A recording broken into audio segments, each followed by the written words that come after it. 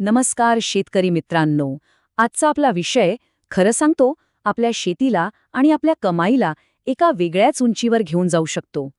एक क्षण फक्त डोळे मिटून कल्पना करा, गव्हाची कापणी झालेली आहे, सोनं घरात आलंय, पण शेतामध्ये मागे काय उरलंय? पिवळ्या पाचटाचं आवरण. हो ना, हे चित्र आपल्या सगळ्यांच्याच ओळखीचं आहे. एका बाजूला हे आपल्या मेहनतीचं यशस्वी हंगामाचं प्रतीक आहे, पण दुसऱ्याच बाजूला पुढच्या पिकासाठी ही एक मोठी डोकेदुखी आहे. आणि या डोकेदुखीवर आपला पहिला पटकन सुचणारा उपाय काय असतो? बरोबर, काडी लावून टाकायची आणि शेत मोकळं करायचं. पण एका क्षणासाठी थांबा आणि विचार करा, जो मार्ग आपल्याला सगळ्यात सोपा आणि जलद वाटतोय ना, तोच आपल्या खिशाला सगळ्यात जास्त महागडा तर पडत नाहीये. चला, आज याच प्रश्नाचं उत्तर आपण शोधूया आणि कचऱ्यातून सोनं बनवण्याची किमया शिकूया. आणि हो, पुढे जाण्याआधी एक महत्वाची गोष्ट. अशाच हुशारीच्या शेती पद्धतींबद्दल अधिक माहितीसाठी आत्ताच आपलं कृषी साथी हे यूट्यूब चॅनल सबस्क्राईब करून घ्या, म्हणजे आमचा एकही महत्त्वाचा भाग आपल्याकडून सुटणार नाही. आजच्या या विश्लेषणामध्ये आपण या 6 टप्प्यांमधून एक प्रवास करणार आहोत. आपण बघणार आहोत की पाचट जाळणं ही एक मोठी चूक का आहे, त्यामुळे आपल्या जमिनीचा आत्मा आणि आपलं आर्थिक नुकसान नेमकं कसं होतं. त्यानंतर आपण कचऱ्यातून काळं सोनं कसं बनवायचं हे शिकणार आहोत. त्यासाठी एक अगदी सोपी 5 पायऱ्यांची पद्धत आहे, ती पाहू. मग यामागची विज्ञानाची ताकद काय आहे ते समजून घेऊ आणि सगळ्यात शेवटी पाहू की हुशारीची शेती करून आपण आपला खर्च कसा कमी करू शकतो आणि नफा कसा वाढवू शकतो. आता बघा, मी समजू शकतो की शेतकरी पाचट का जाळतात. खरंय, पुढच्या पिकासाठी शेत लवकर तयार करायचं असतं, वेळ कमी असतो, मेहनत वाचवायची असते आणि ह्या सगळ्या गडबडीत हाच मार्ग सगळ्यात सोपा वाटतो. पण आपण जरा थांबूया आणि विचार करूया की ह्या सोप्या उपायाची खरी किंमत आपण काय मोजतोय. आता बघा, पाचट जाळण्याचे हे जे वरवर दिसणारे धोके आहेत ना, ते आपल्या सगळ्यांनाच माहीत आहेत. प्रचंड धूर होतो, वायू प्रदूषण होतं, ज्याचा त्रास आपल्याच कुटुंबाला आणि आरोग्याला होतो. अनेकदा तर ही आग हाताबाहेर जाऊन मोठं नुकसान करते, ज्याच्या बातम्या आपण वाचतो. आणि सगळ्यात महत्त्वाचं, आपल्या जमिनीचा जीवच जातो. आपली जमीन हळूहळू नापीक होऊ लागते. पण हे तर झालं फक्त वरवर दिसणारं नुकसान. याच्या आत एक खूप मोठं न दिसणारं नुकसान लपलेलं आहे. त्या धुराच्या पलीकडे एक खूप मोठं सत्य दडलंय. कधी विचार केलाय का की त्या धुरासोबत फक्त पाचट नाही, तर आपल्या जमिनीची सुपीकता आणि आपल्या खिशातले कष्टाचे पैसे दोन्ही जळतायत. खरं तर आपण आपलं भविष्य जाळत आहोत.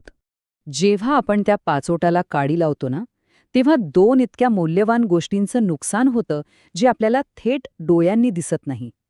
चला, आज आपण त्या अदृश्य नुकसानाचा पडदा उघडूनच पाहूया. यातली पहिली आणि सगळ्यात महत्त्वाची गोष्ट म्हणजे सेंद्रिय कर्ब, म्हणजेच ऑर्गॅनिक कार्बन. हा तर आपल्या जमिनीचा आत्मा आहे. याचमुळे आपली जमीन जिवंत, सुपीक आणि अगदी स्पंजसारखी भुसभुशीत राहते. जेव्हा आपण पाचट जाळतो, तेव्हा आपण हेच मौल्यवान सोनं जाळून त्याची राख करतो. आणि मग काय होतं?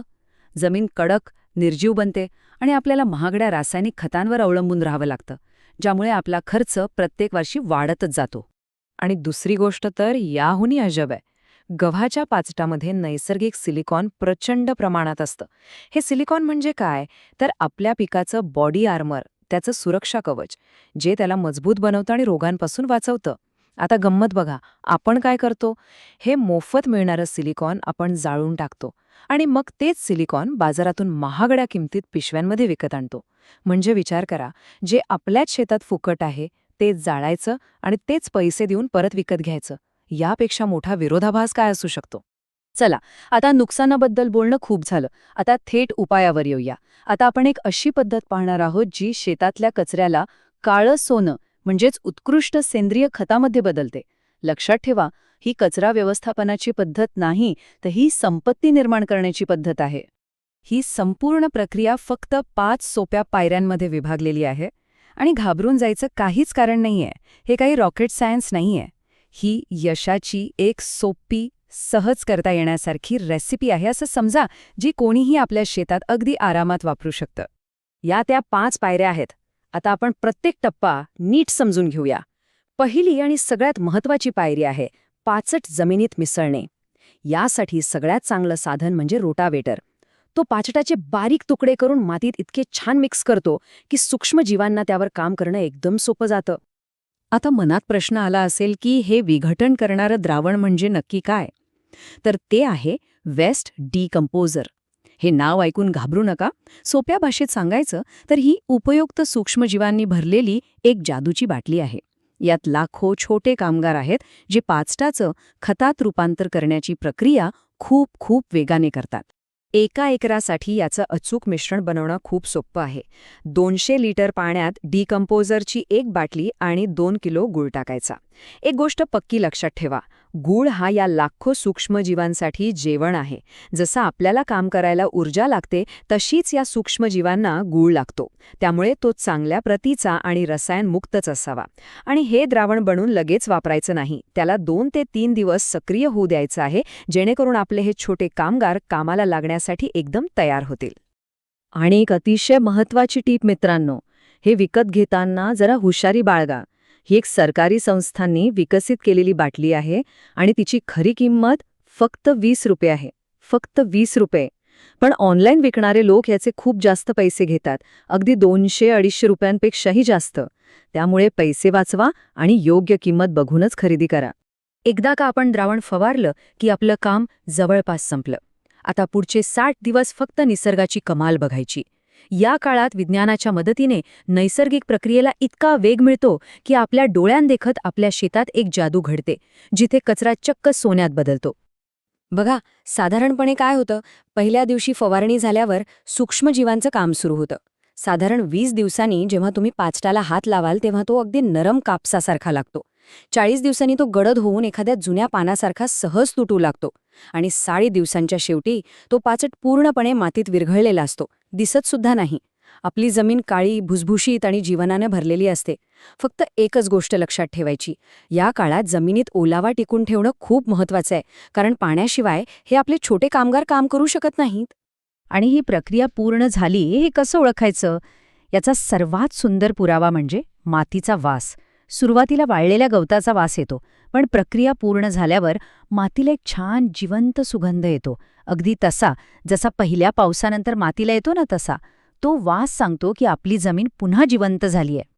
आता आपण पुन्हा सिलिकॉनकडे येऊया. ह्या प्रक्रियेमुळे पाचटातील सिलिकॉन नैसर्गिकरित्या जमिनीत परत येतं. यामुळे पुढच्या पिकाचं खोड इतकं जाड आणि मजबूत होतं की ते वाऱ्याने लोळत नाही आणि त्याची रोगप्रतिकारक शक्ती वाढते. याचा सरळ अर्थ काय होतो माहितीये?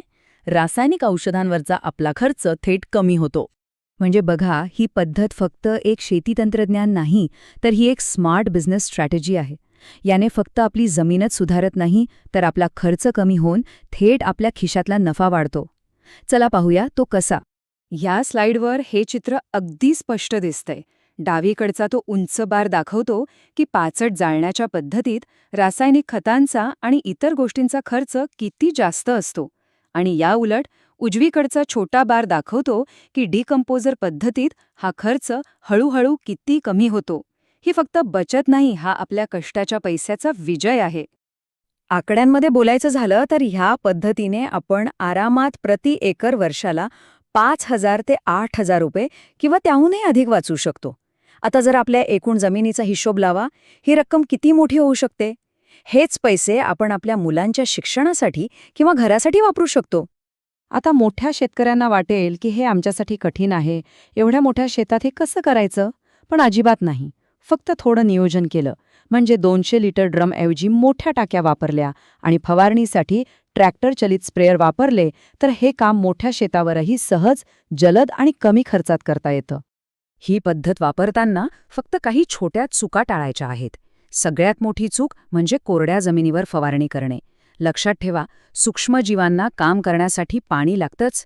रासायनिक गूळ वापरू नका, पाचट नीट मिसळा आणि हो, निसर्गावर विश्वास ठेवून थोडा संयम ठेवा.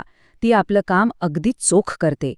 तर मग आजचा सगळ्यात महत्त्वाचा संदेश हाच आहे की आपल्या शेतात पडलेला पाचट हा कचरा नाही, तो आपल्या पुढच्या पिकासाठी लागणारं सर्वोत्तम आणि सगळ्यात महत्त्वाचं म्हणजे मोफत खत आहे. तर मग आता निर्णय आपला आहे. शेतातला पाचट जाळून धूर निर्माण करायचा की त्याच पाचटातून काळं सोनं तयार करायचं? जर आपल्याला ही माहिती आवडली असेल आणि अशाच हुशारीच्या शेतीबद्दल अधिक जाणून घ्यायचं असेल तर कृषी साथी चॅनेलला सबस्क्राईब करायला अजिबात विसरू नका. आपले काही प्रश्न असतील तर कमेंटमध्ये नक्की विचारा. आम्ही आपल्या प्रत्येक प्रश्नाचं उत्तर नक्की देऊ. धन्यवाद आणि यशस्वी शेतीसाठी खूप खूप शुभेच्छा.